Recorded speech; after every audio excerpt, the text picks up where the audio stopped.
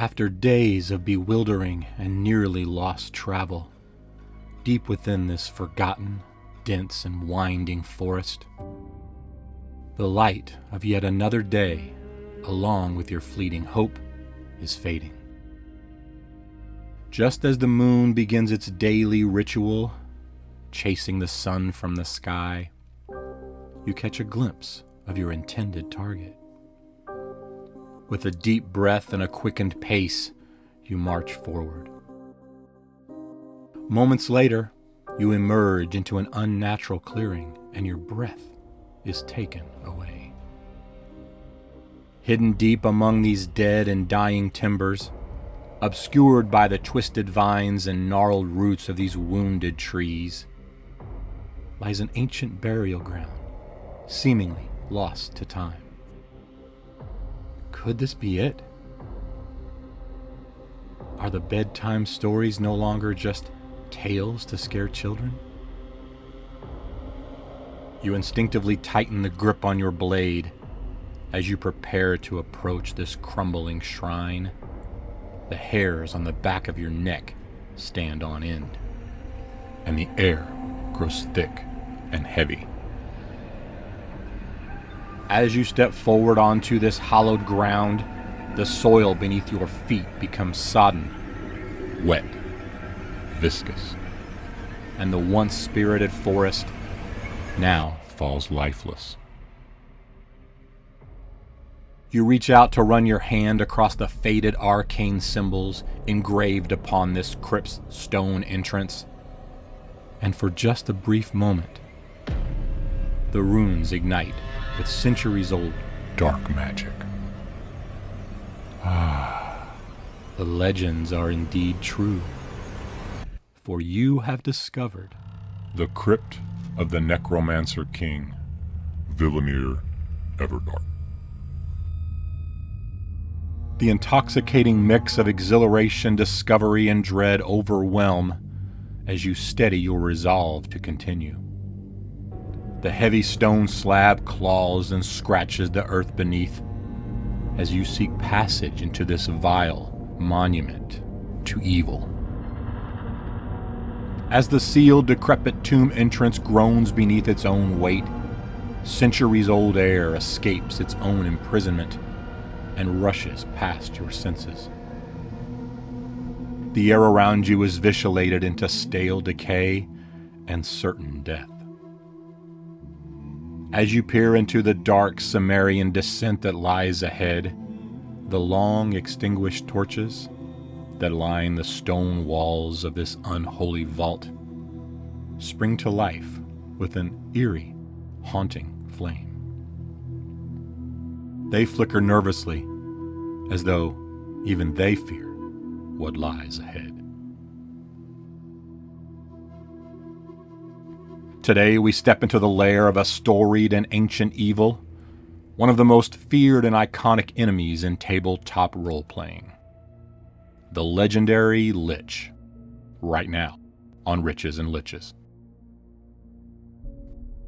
Welcome, adventurers. I'm Rich, and this is Riches and Liches, where it's all things Dungeons and Dragons and tabletop role-playing. It's lore time at RNL, and this is part one of our massive 5-part series in this very special edition of the Riches and Liches lore show. In fact, this is our inaugural show. And while this channel endeavors to cover all facets of tabletop role-playing, from the homebrewing of rules, items, and monsters, to campaign and encounter building for players, dungeon masters, and even just the curious, today, however, we have but a singular focus. What is the destination for this epic journey we're about to embark upon? Why, it's the legendary, the dreaded, the world builder's dream, the Lich.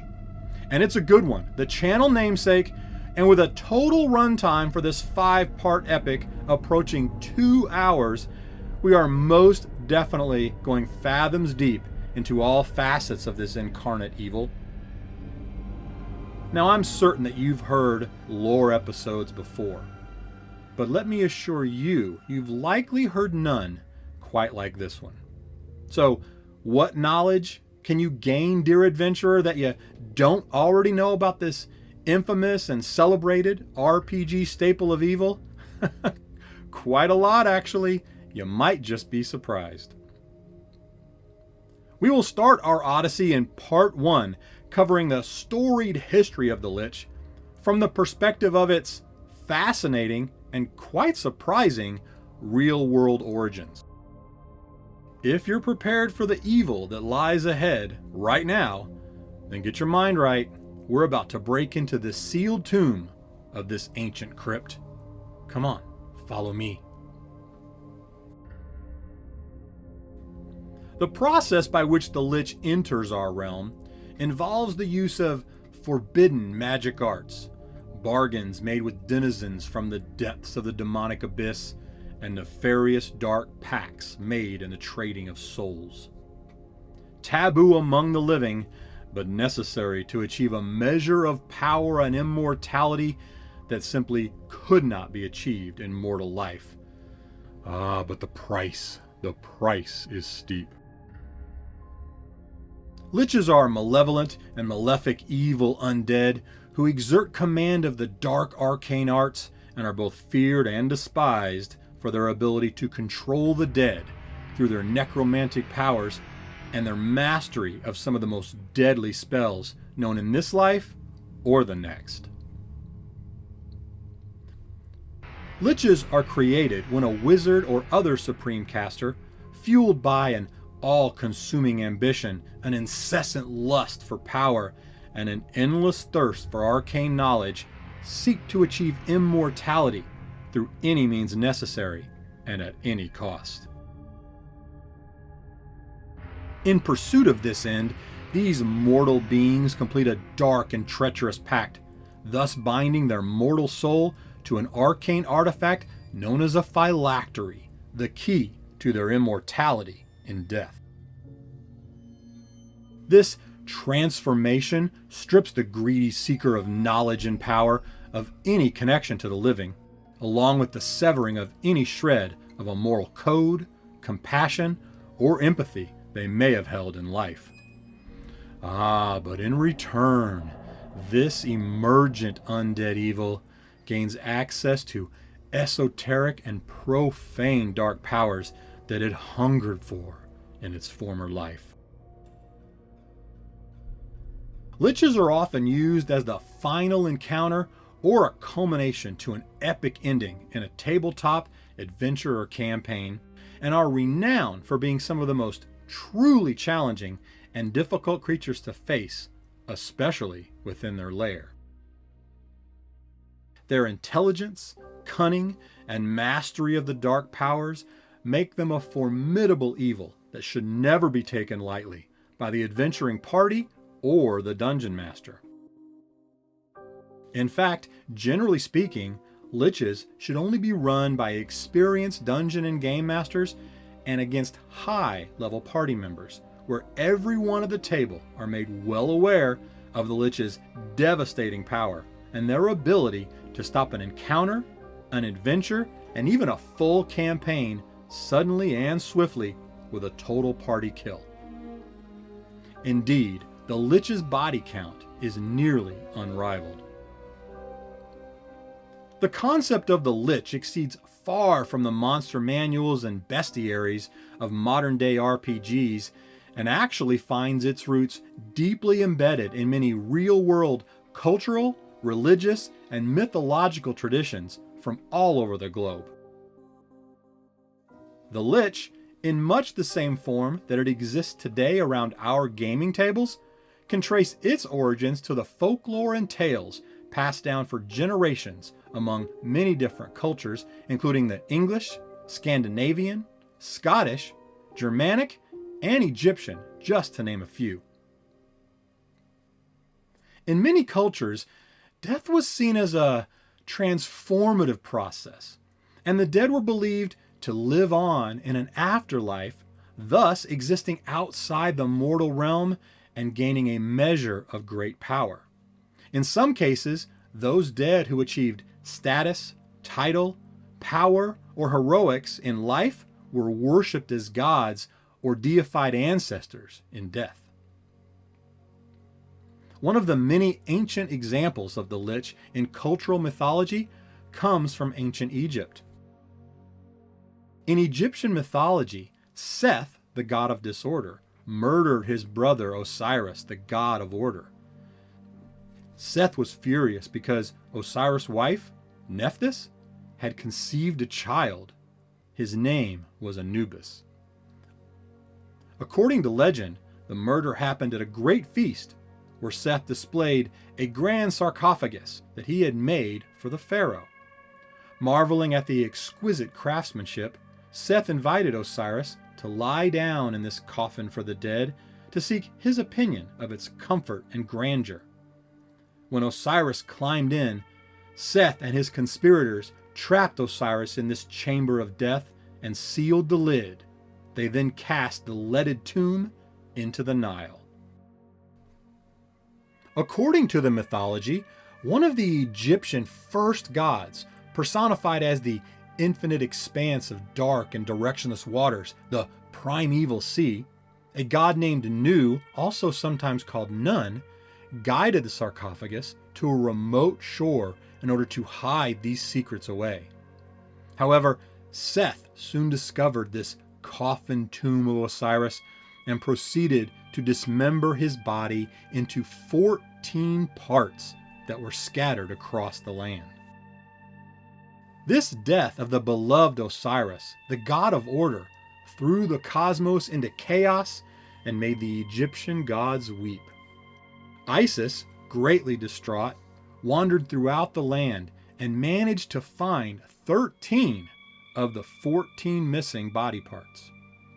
I shall let your imagination decide which single part she did not find, and yes, you would be correct. But Isis was able to anoint the body of Osiris with precious magical oils and the rituals of the Egyptian gods, while also reconstructing that lost 14th part. In doing so, Osiris was given eternal life as the god of resurrection, the afterlife, and thanks to the newly constructed 14th part, Osiris is now also known as the Egyptian god of fertility. This concept of death, resurrection, and immortality, as well as the idea of a powerful being who has control over death and the afterlife, is told in many cultures across many generations and has become a staple concept of the Lich archetype as we know it today.